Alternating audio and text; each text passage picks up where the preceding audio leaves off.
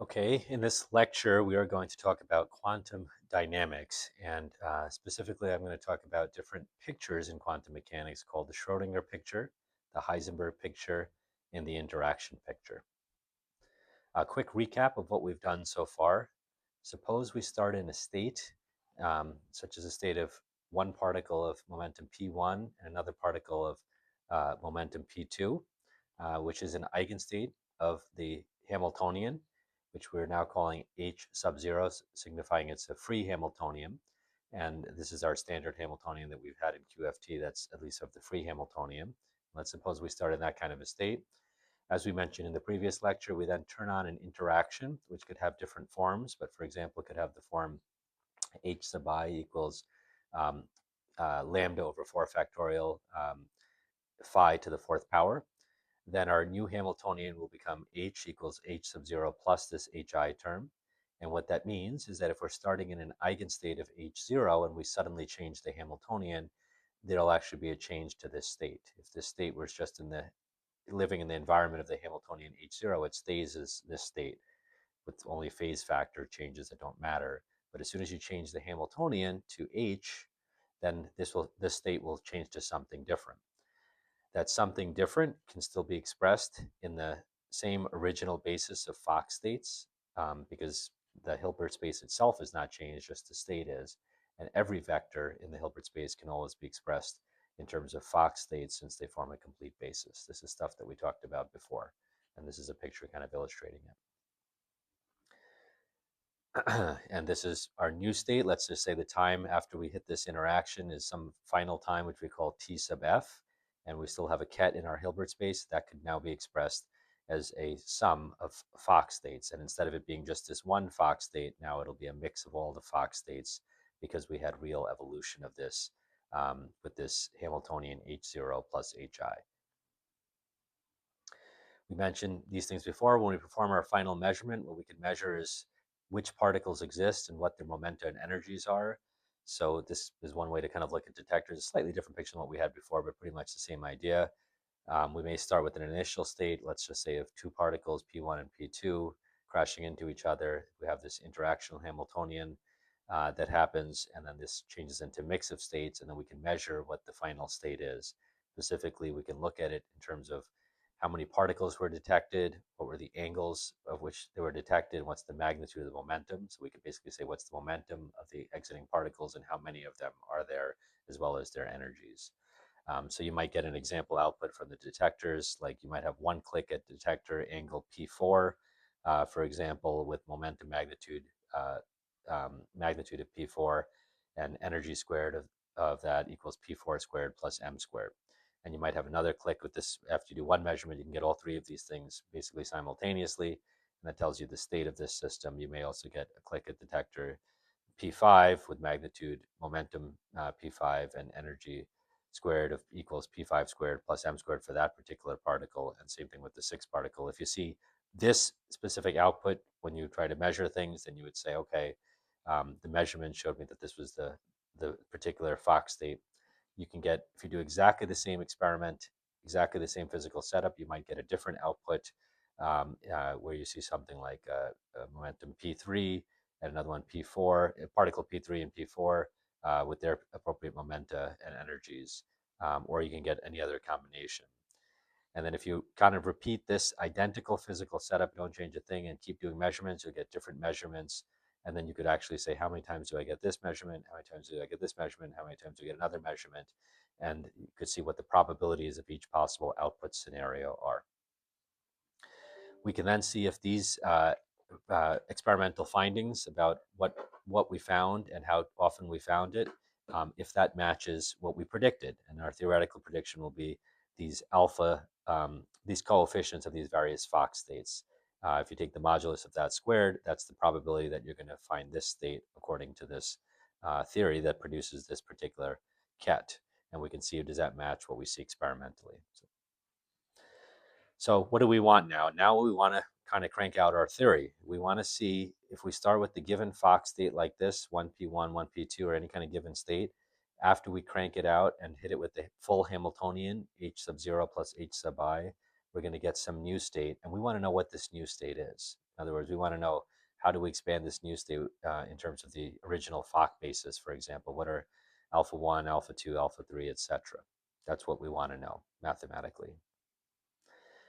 In principle, we can use the Schrodinger equation to figure out the answer to this. The Schrodinger equation applies in quantum field theory. This is the differential equation for how a state changes in time.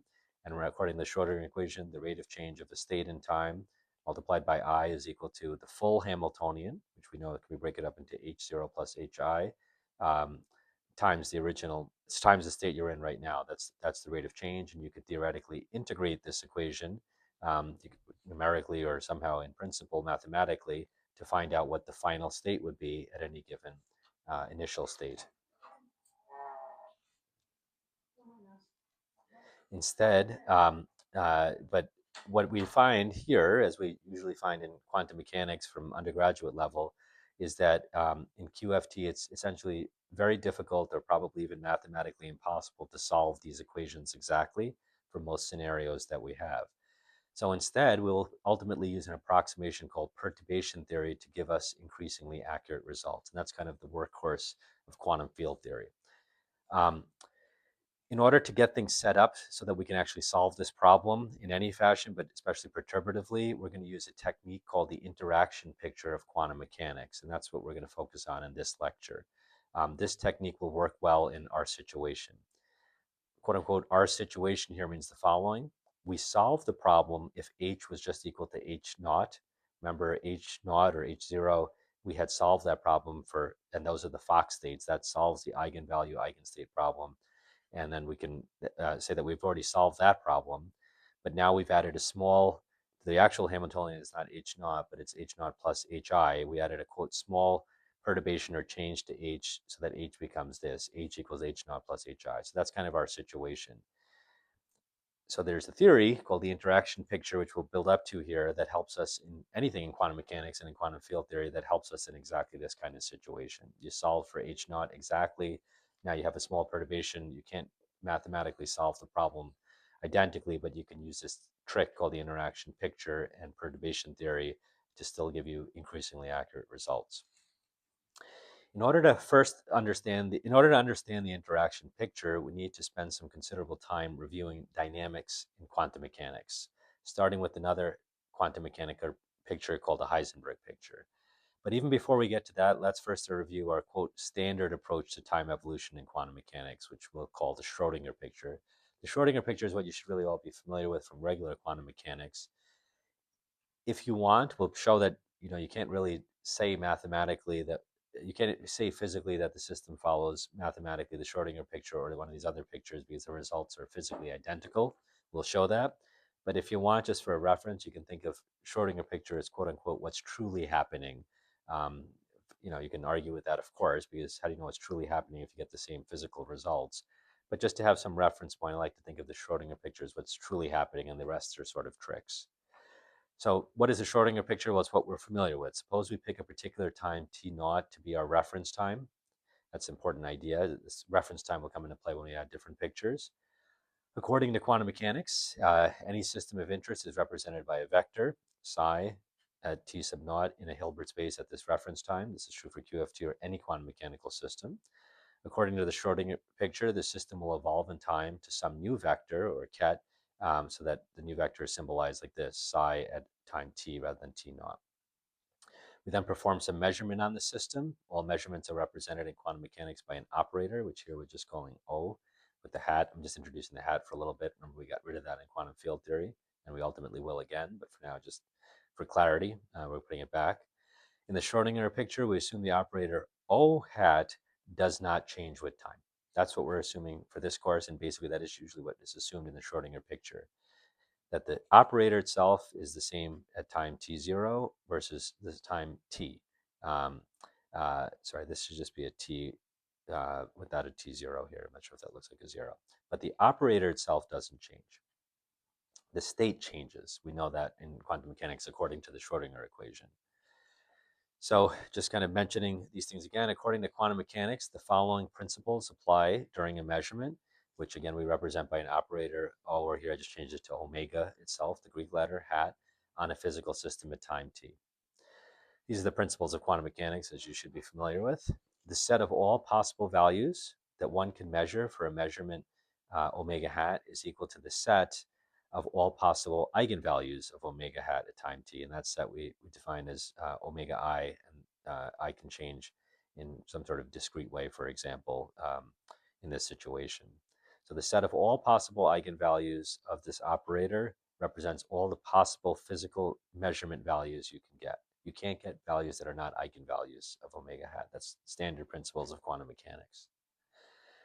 The chances of measuring a particular value, omega I, for a system in a state like this, let's say the state right now at a given time t is psi t, and that, of course, it can be expressed in terms of basis vectors. And remember, we could pick different basis vectors, but if you have any real operator, which is Hermitian, the set of all eigenvectors of it always form a complete basis for our system. Those are the same principles of quantum mechanics.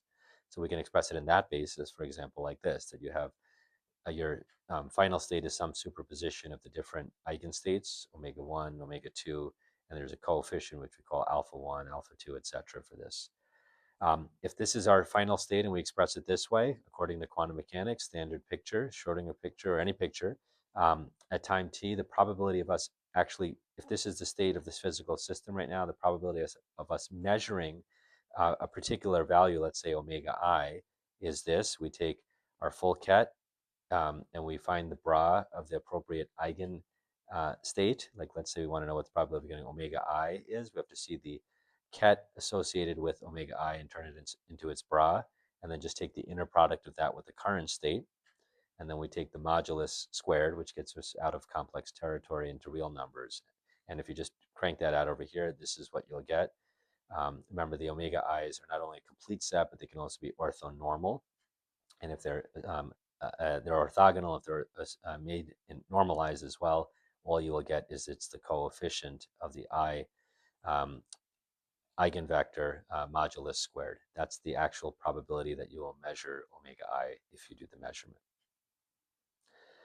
One useful experimental numerical result is the average value one might obtain if you did this measurement omega thousands of times in identically prepared states, which at time t is represented by psi of t.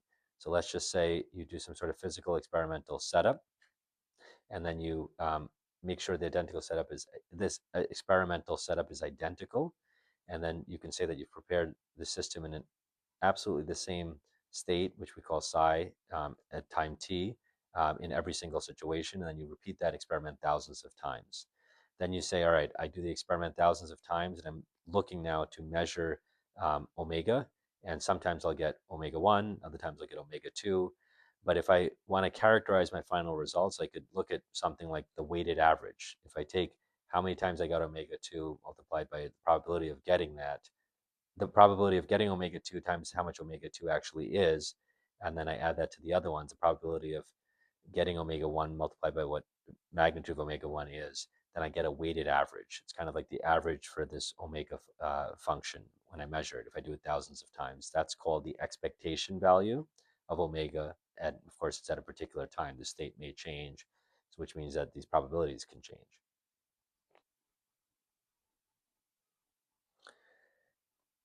So in quantum mechanics, it's shown that the standard formula for the expectation value can be this one right over here. So this is the symbol we use for the expectation value of an operator for a system that's in a given state at time t sub f. And that can be shown to be equal or calculated by just using this formula. You take the operator and you act on the state of the system right now at time t sub f, and then you take the inner product of that with the original, with the bra of the original, with the bra of the current state. Why is this true? We'll show it briefly. Hopefully, we've seen this before in standard quantum mechanics, but here's a brief proof again for recollection. Since omega hat represents an observable, it's a Hermitian operator. Therefore, its complete set of eigenstates will form a complete basis called the eigenbasis, symbolized like this, that with appropriate normalization can be made orthonormal. If you expand the current state like this, psi t sub f, you can expand that in any basis, but we're going to use the basis of the eigenstates of this operator omega, like this. So that's how we're expanding it. And if you take the adjoint of this, you get this over here. I'm just adding a prime to keep track of things in a moment. And if you calculate this expression over here, just using these formula and expand it out, you have a sum over I and a sum over I prime, which I brought out in front here. And then you're going to have this inner product of these terms over here, inner product of omega I. I put the prime here, and this coefficient is alpha I, alpha sub I starred. And then your omega hat right over here. And then you take look at this term over here, which is right over here. And you just, that's some number we pulled out before. That's just alpha I and omega sub I. Look at this over here. Now you can kind of clean this up a little bit more. Bring, well, the sum's already out here, I over I prime. You can bring out the alpha star and the alpha out front of this inner product, since they're just going to be numbers. And now you just have this quantity over here. But remember that according to the way we set things up, omega sub I is an eigenstate of this operator. So this can be converted into this using this formula, just the number or the eigenvalue omega sub I times the ket omega I. So you get rid of the operators here. So that's what you're left with here. And then this omega sub I can be pulled out front, which just leaves us this inner product between orthonormal eigenstates of omega. So you have the inner product of omega I with omega I sub prime right over here. But you know that this, because these are orthonormal states, the inner product of omega I with omega I sub prime is just the delta function. It's equal to 1 if these are the same, and it's equal to 0 because they're normal from each other if these are different. So that's a delta I sub prime. And then if you just expand this now over this delta function over I prime, it's going to turn this I prime here into just an I. And then that gives us this. You'll have alpha I times alpha I complex conjugate. That's the definition of the modulus of this complex number squared. And then you have this omega I over here. But remember, this thing over here, the coefficient of our expansion, this alpha I modulus squared, is the probability of measuring omega I. So this expression is exactly what we mean by the weighted average for the measurement omega. So that's why this formula here holds true for the expectation value. That's the Schrodinger picture, things that hopefully you had seen before in standard quantum mechanics. The Heisenberg picture is a different picture of quantum mechanics. The rest of quantum mechanics stays the same in these different pictures: Schrodinger picture, Heisenberg picture, and eventually the interaction picture. The only thing that's different is how we model change with time. If a state changes with time, we have a different way of arguing what's actually changing. If the system changes with time, we have a different way of modeling how the system changes. We talked about the standard way, which is the Schrodinger picture. In the Heisenberg picture, we actually assume that the initial state of the system, which again, we have a reference time where Heisenberg and Schrodinger picture is supposed to be the exact same. Everything is the same. We call that T sub 0. But then we assume that this state, which always changes in the standard or Schrodinger picture model, that the state actually never changes. So psi never changes as time goes on in the Heisenberg picture. But the operator that we're associating with the measurement, which we called omega hat, does change with time. And how does it change in the Heisenberg picture? This is the formula that defines the Heisenberg picture. At a reference time, everything is the same. The state is the same as the Schrodinger picture, and the operator at reference time t sub 0 is the same operator that you would have in the Schrodinger picture. But at a future time, which I now call t, not t sub 0, the operator, which we call omega hat, and now we put a subscript hp for Heisenberg picture, does change by definition according to this formula. You take the Schrodinger picture operator, which is always the same at any point in time, and you pre-multiply it on the left by e to the plus I h tf minus t0. H here is the Hamiltonian of the system. And this is all quantum mechanics. It could be a QFT or something different than you're just doing in standard quantum mechanics. And then you multiply it on the right by a similar thing, but e to the minus IHT, or TF minus T0. If T0 happens to be 0, you can just simplify these expressions to this. If you set reference time to time equals 0, then you get rid of that. You just have this expression right over here. But this is how, by definition, in the Heisenberg picture, the operator omega changes with time. Use the exponential of the Hamiltonian plus IHT on the left and minus IHT on the right. And you hit it with the original unchanging in time Schrodinger picture omega hat operator. The state we want to never change in the Heisenberg picture. And by definition, the state in the Heisenberg picture, which we symbolize like this, we have a subscript HP, is equal to the state in the Schrodinger picture. This is at a given time that we're talking about. But then we pre-multiply that on the left by e to the plus IHT, or e to the plus IHT minus T naught. How does this result in a state that doesn't change? In the Heisenberg picture, this state will never change with time. And in the Schrodinger picture, as we move on in time, this state is different than what it was at T0.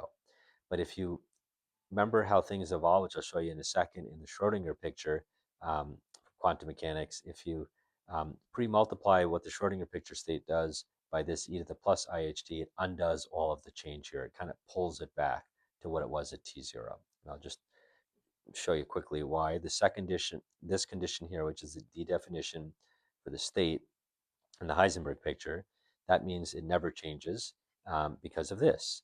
Remember, here's I'm just going to reproduce this over here.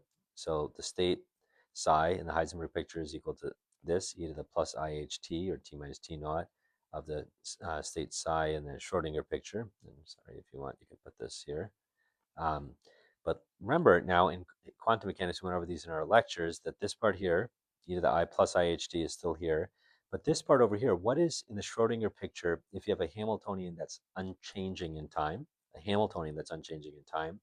How does this evolve if you start in a given ket at t sub 0, at time t sub 0 in the Schrodinger picture, and you want to get its evolution at a later time t?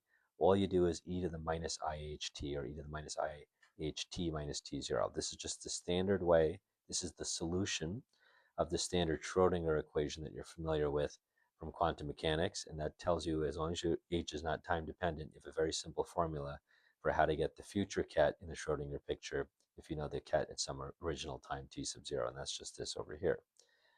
Well, if we put that back in look at that in our whole expression, now we have this part, which is this part, and now we have e to the plus IHT and e to the minus IHT. And you have to always be a little bit careful with operators, but these are the same operators in each of these expressions. So they commute, and you can just simply take the sum here, which is e to the 0, which is 1. So this whole thing is just nothing but the identity operator, which gives us back the original state over here. So what this means is that at any given time in the future, t, the state in the Heisenberg picture is equal to the original state that you had to begin with in the Schrodinger picture at the reference time t sub 0. And remember, at t sub 0, all of the states and operators in the Heisenberg and Schrodinger picture, by definition, that's our reference time, are the same. So this means that this thing never changes. And that's what this formula guarantees. Just good to see a picture once in a while to understand intuitively what's happening. Remember, in the Schrodinger picture, let's just say this is time. We have initial time, another later time, and let's some much later time t. Here's our operator omega, here's our state psi. As time evolves, the operator never changes in the Schrodinger picture. That's at least what in everything we're going to be dealing with here in QFT. The operator never changes in the Schrodinger picture, but the state changes to something different, which we'll just call psi of t sub 1. And at a later time, same thing, operator is not changing, but the state changes now to something different, presumably, depending on how things evolve and how the system's set up, but the state is what generally can change in the Schrodinger picture. And then at some final time, the operator never changes, but the state will change again to something different. In contrast, in the Heisenberg picture, like we just set up and defined with those equations, if we follow that with time, as you advance in time, the state itself never changes. It's the same as the original state over here. But the operator itself is assumed to change to something different. And then same thing, a different operator here, but the state never changes. Different operator here, but the state never changes. Just gives you a visual for Schrodinger picture versus Heisenberg picture. Remember, again, this reference time is important. We have to define some reference time where everything is aligned perfectly, and then as time evolves, things can be different. So by aligned perfectly, I'm meaning that the operator in the HP is the same as the operator in the SP, and the state in the HP is the same as the state in the um, SP at the reference time. And then after that, things change differently depending on what picture of quantum mechanics you use. Now, what's actually happening physically with the system? Quantum mechanics represents real physical systems, so how can we say it's Heisenberg says one thing and Schrodinger says another? Well, basically, we have to show that you're allowed to use two different pictures as long as they give the same exact physical results. If they gave the same physical results, you can't really tell what nature is doing behind the scenes, and you have to argue both pictures are valid. So can we show that both of these pictures will give identical physical results? We'll show that now. There's a few things we can show here, and you might be able to skip over some of this if you want, but I would try to listen to it. I think it's important to review quantum mechanics. So we're now going to show, for starters, that the Heisenberg picture and the Schrodinger picture predict identical expectation values for a measurement omega. We talked about what the expectation value was. That was a good measurement. That was a good single number that summarizes our kind of final results of our system, the weighted average that you would get if you did the experiment thousands of times for an identically prepared state for a specific measurement omega hat. We'll show now that they give you exactly the same thing. In the Heisenberg picture at time t, we have for the expectation value for anything, we talked about expectation value in the standard quantum mechanical picture, but it actually will be assumed to be the same thing, and you can show that. Look at our derivation as long as you remember the basic principles of quantum mechanics um, that I mentioned, that whatever the operator is at a given time, all of its possible eigenvalues represents all the possible states, and then whatever the state is, if you hit that with the eigen um, ket corresponding to a particular eigenvalue, that's the probability of measuring that particular eigenvalue. But anyway, so this is the formula for the expectation value that we used before. This happens to be in the Heisenberg picture. And let's just crank this out and see what we get. Um, the definition for the operator omega in the Heisenberg picture is given by this. This was the definition that we gave for the Heisenberg picture, how operators change, either the plus IHT, either the minus IHT. I'm just setting the reference time t0 equal to 0, so we don't have just that annoying extra factor to look at here. So that's all I did here. These two things stay the same. But we'll assume, as we always do in QFT, that the full H itself is time independent. Um,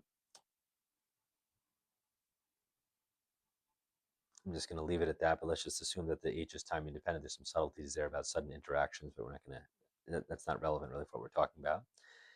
In the Schrodinger picture, we can say that the following is true, that we can relate the Schrodinger picture ket to the Heisenberg picture ket as follows. This is our standard formula that we just reviewed, I think, on the previous slide, that psi, that the ket in the Heisenberg picture is equal to e to the plus IHT times the ket in the Schrodinger picture at time t. This brings it back, remember, and forces this to not change, but this was our formula. So every time I see that here, I'm going to write that over here. And similarly, if I just take the adjoint of this, I'm going to get this formula over here. This is just the adjoint of this. This ket becomes a bra, and this e to the plus IHT gets now hitting this thing on the right instead of on the left, and then the I becomes minus I, so we get e to the minus IHT. That's just the adjoint of this equation is this right over here. And then now if we look at this, and look at this and this, we're just going to plug these into this whole expression now and see what we get. This is what we're going to get over here. Here's the e to the plus IHT, e to the plus IHT here, e to the minus IHT here, e to the minus IHT here. This operator is unchanged. And now this thing, remember, I use this formula, so I get e to the plus IHT over here. And similarly with this guy over here, I just use this formula here, and this is what I get over there. Now, again, e to the minus IHT, e to the plus IHT, for reasons we just talked about in the previous slide, that cancels with each other and gives us just the identity operator, e to the 0. You can be a little bit careful with operators, and especially when they're exponents, but if the operators commute, then you can just take the simple sum of these, which is 0, So it gives you either the 0 or 1 or the identity operator for both of these. And then if this becomes 1, this cancels, and then you just get this expression, Schrodinger picture, this expression, Schrodinger picture, this expression, Schrodinger picture. And that, if you remember, is the definition for the expectation value in the Schrodinger picture. You have the ket, the operator, and the ket again, and you apply that together. So this just proves that in these two different pictures, the Heisenberg picture and the Schrodinger picture, that the expectation value that you will measure is identical in either picture. So that proves that one important physical result would actually be the same. So it tells us in quantum mechanics that, you know, if you start at one reference time t0 and you talk about how things evolve with time, Heisenberg argues that the state never changes, but the operator itself associated with the measurement changes with time. And Schrodinger tells us, nope, the operator never changes. It's the state itself that's changing, but you can't tell who's right or wrong because you get identical expectation values if you measure this. This is one physical result. Technically, it doesn't prove everything, but it'll prove that. We can get a little further. If this part you want to skip, it's fine. It's not actually brought up in a lot of quantum mechanics books, but I just thought about this a little bit and thought it's worth bringing up here. Recall that in quantum mechanics, the set of all possible physical values one can see during a measurement omega hat is given by the collection of eigenvalues of omega hat. This is an important question, but in the Heisenberg picture, omega hat is changing with time. So if the operator that's associated with the measurement is actually changing with time, in principle, the eigenvalues of this operator and the eigenkets will change with time. So, but that means that the possible collection of eigenvalues changes with time, and Schrodinger says that the operator doesn't change. So how does that jive? Well, here's what ends up actually happening. Um, at time t0, omega in the Heisenberg picture, of course, equals omega in the Schrodinger picture because that's our reference time where everything is the same. So at that particular time, obviously, the set of eigenvalues is the same. But what about at a new time, later time t? Let omega let's consider the set of all possible eigenstates of the Schrodinger picture, and we'll just symbolize that here. I'm not going to write an SP here. I'm just going to write omega sub I ket, and this is just a set of all of them. So in other words, by definition, if you take this operator and you hit it with any of these ket elements, you get the same thing back multiplied by its eigenvalue. That's just the definition of the eigenstates of this operator. Now the eigenstates, as I mentioned, of omega hat, since this is in the Heisenberg picture, since this changes as technically a different operator every second, the eigenstates of this will actually change with time, unlike in the Schrodinger picture, where the operator never changes, so the potential eigenstates are the same at all times. The actual eigenstates of this will change with time. So what are the eigenstates of this? Well, it turns out the eigenstates of this can actually be given by this. That if you want to figure out what the eigenstates of this Heisenberg picture operator, which is changing with time, are, you just do this, e to the plus iht, whatever the time is right now, multiplied by this, omega sub I, which is the eigenstates of the unchanging Schrodinger picture omega, or the eigenstates at the reference time t sub 0. How is that? Let me just prove that to you, that this entire thing, which is a new ket, is an eigenstate of this operator at time t. Let's apply the operator omega Heisenberg picture at time t to this presumed thing, which I'm claiming is going to be an eigenstate of it. So let's just do that here. I'm going to crank out this. This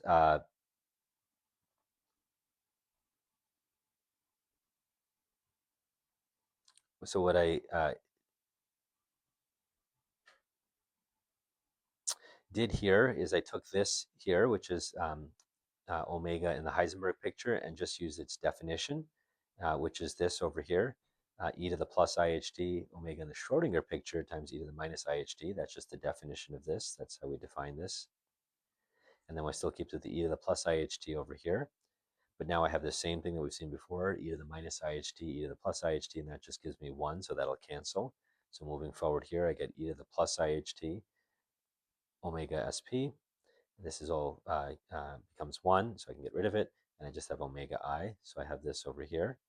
And then now I have omega in the Schrodinger picture with these eigenkets of the Schrodinger picture, which is by definition, this is an eigenket of this at all times. This is unchanging in time. This is unchanging in time. And according to this formula here, this expression here just becomes, I can get rid of the operator, it just becomes omega I, the value of this eigenvalue times the same ket, omega I.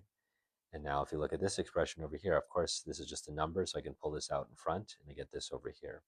So look at this thing over here, which is a big ket. It's an operator acting on a ket, giving me another ket, is the same as this ket over here, which means that this whole thing over here is, since I hit it with this operator, I hit this ket with this operator, I get the same ket back. That means that this thing itself is an eigenstate of this with specifically eigenvalue omega sub I. So that proves that this thing over here is actually an eigenstate of this changing with time omega sub HP.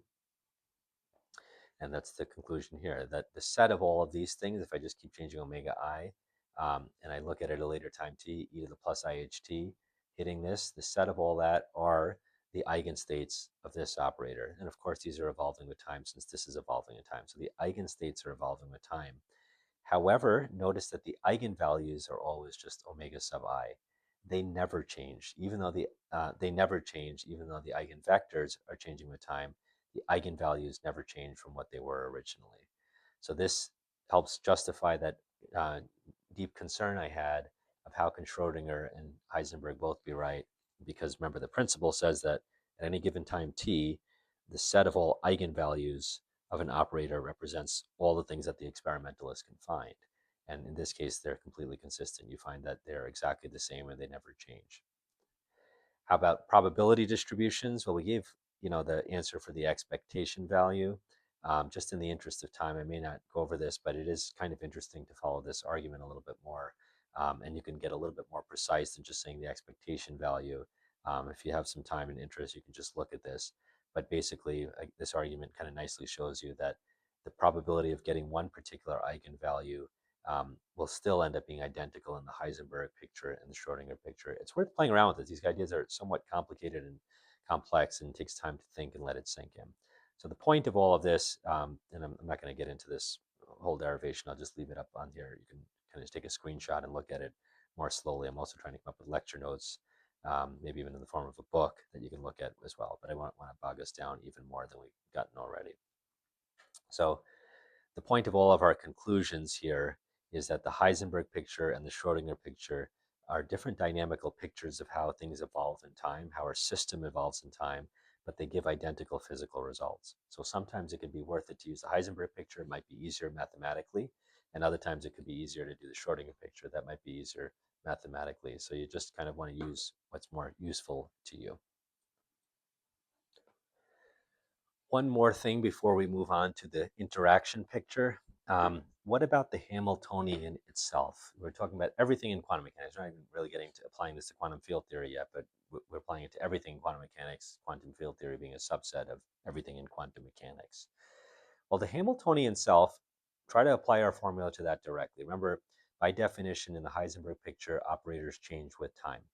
And let's just look at the Hamiltonian operator itself. Let's just say we're talking about some Hamiltonian of a general system here. It doesn't, not breaking it up into interaction and original parts, just the full Hamiltonian. Well, by definition, the Heisenberg picture Hamiltonian, I always get that by taking the Schrodinger picture Hamiltonian and multiplying it on the left by e to the plus IHT, and on the right by e to the minus IHT, which is what over here. But now, this is an H and this is an H, and this commutes with itself. Of course, every operator will commute with itself. So because of that, I can switch the order of this. You have to be very careful with operators, but if the two operators commute, you can just switch the order of this whole exponential with this. You take some time and write the exponential out and just start thinking about it, but you can change these two orders. And then you could put this plus IHT next to the minus IHT, and then that we've seen this combination over and over again now. You just get 1 or the identity operator, and you get back H. So that's the H in the Schrodinger picture. So basically what we just showed is that even though operators change in the Heisenberg picture, the Hamiltonian operator itself will actually be unchanged. It'll be equal to the Schrodinger picture Hamiltonian, and which is unchanging in our way we set things up in our treatment of quantum mechanics. And then we'll just usually call that H itself because it's just the same thing. You don't have to put a subset. It's unchanging and it's the same. Schrodinger picture and Heisenberg picture, so it's just H itself.